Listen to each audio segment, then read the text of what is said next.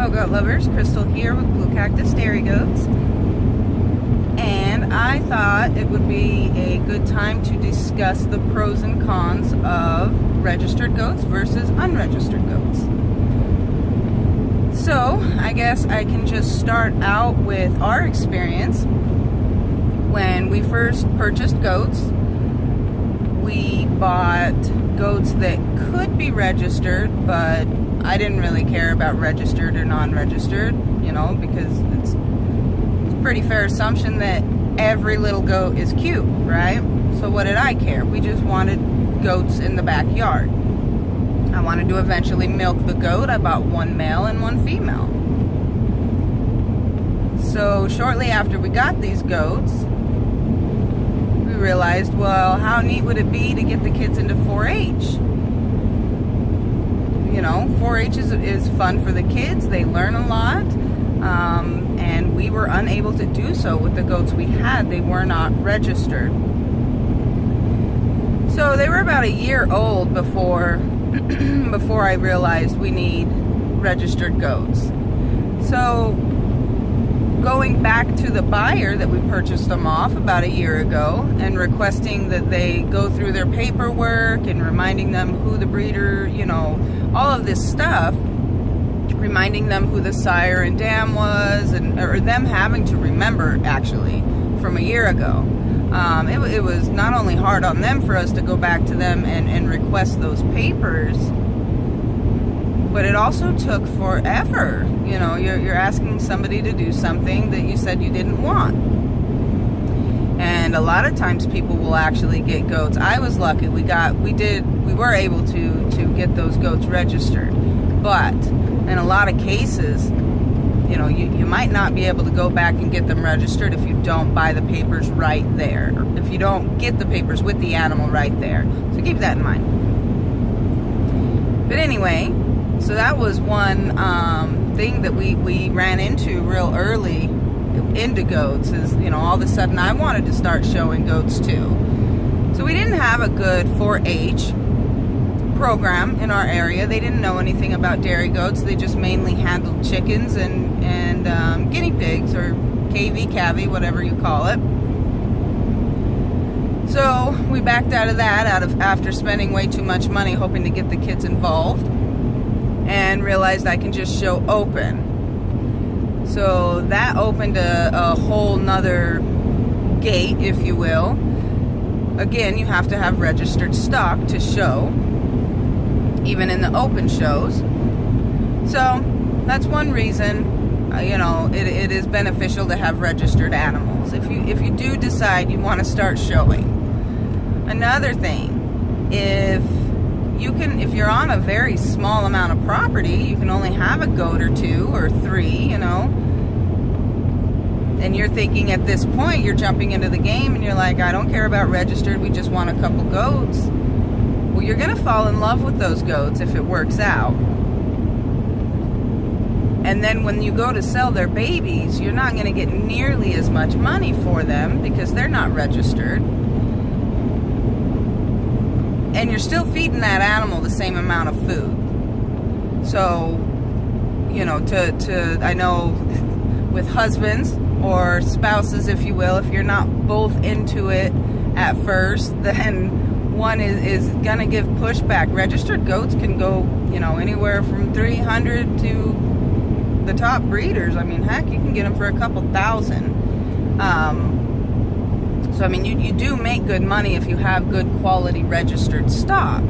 So with our herd, you know, they're pretty expensive to feed, to be honest. All the health care and everything involved, they can get very expensive.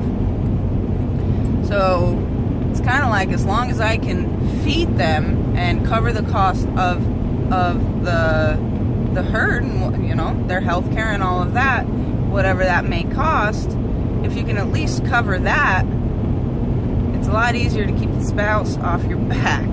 So anyway, you can, if you only have a couple goats that you can have, and then one day you decide you do want registered, especially if you have kids, it's even harder. What are you going to do with those other goats that aren't registered? You know, for one, when they sell, if you can convince the family to sell them or find it in your heart, because you've already fallen in love with them, to sell those animals, they're not going to go to as good of homes potentially. They're not going to be sold for as much. They may be eaten if they are for lower prices. And, you know, it is just what it is. So selling registered stock for you know, the amount of money registered stock goes for, even if it's a smaller amount, typically they're going to go to better homes.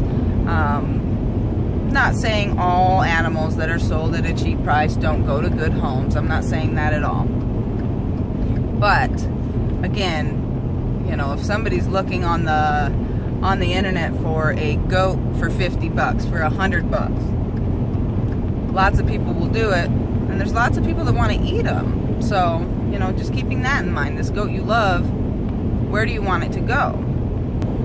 Another really, really big perk to registered stock, if you do want to improve your herd, there are so many tools on ADGA. We touched on it a little bit in the last video, but they have so many records, milk records, they have linear appraisal records, they have, you know, just pedigrees all the way back. You can see, you know, anything earned or, you know, superior genetics, all of that stuff. You have a record of all of it.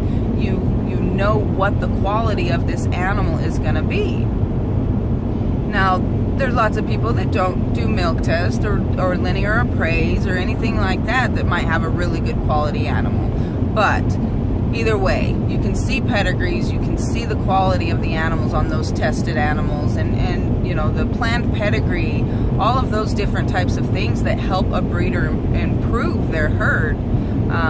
You know, it opens the door for a lot more improvement on your herd if that is what you're trying to do.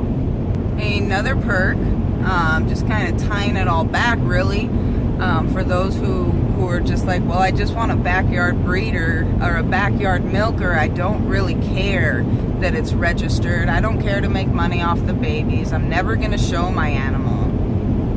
Well, I'll bring it back again. This animal is still going to be fed the same amount as a registered goat. It's still going to eat as much as a registered goat. But it could potentially, you know, you're not going to be able to see the records. Do you want a backyard milker? Do you want a good milker? Or do you want one that hardly produces any milk for you? Again, I will say, just because it's registered doesn't mean it's going to produce more milk, but you have the tools at your hands to literally find a goat that you know will be a good producer for you. When you're going to feed the same amount of food as, say, you know, if you have a Nigerian and it gives you 1 cup of milk every day, you know, in your milking, well, that's not a lot of milk. If you have one that gives you 4 cups of milk because you looked and you found that breeder that breeds goats for milk production, then you know there's a good chance you're going to be getting a lot of milk out of this registered doe that you bought. And not only that, you can get more money for the kids. And honestly, I don't care who you are, it's always better to get more money than less money. Money's good. So those are just a couple things, you know, that we have came across and we have considered and didn't know anything about when we first got into goats, because again, they're all adorable. It doesn't matter if they have papers or not, they're gonna hop around and be adorable for you. But you know, running into that block when we first didn't have registered goats, we realized real quick we want registered. And you're just able to have a lot more options to what you want to do with these animals.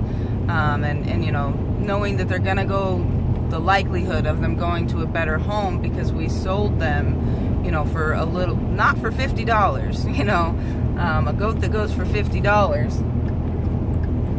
People just, you know, same thing with all animals. People like to buy purebred registered dogs, you know what I mean? And they sell them for good money, and they know They're probably not going to go to the pound if you spend $1,000 on a dog, but that's always obviously not a guarantee.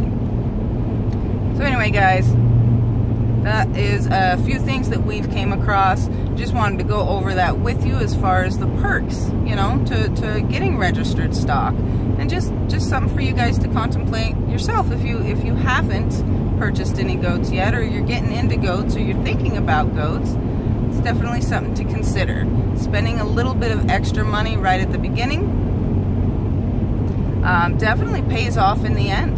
It absolutely will pay off in the end than to get you know, just some $50 goats from somebody off of Craigslist or something.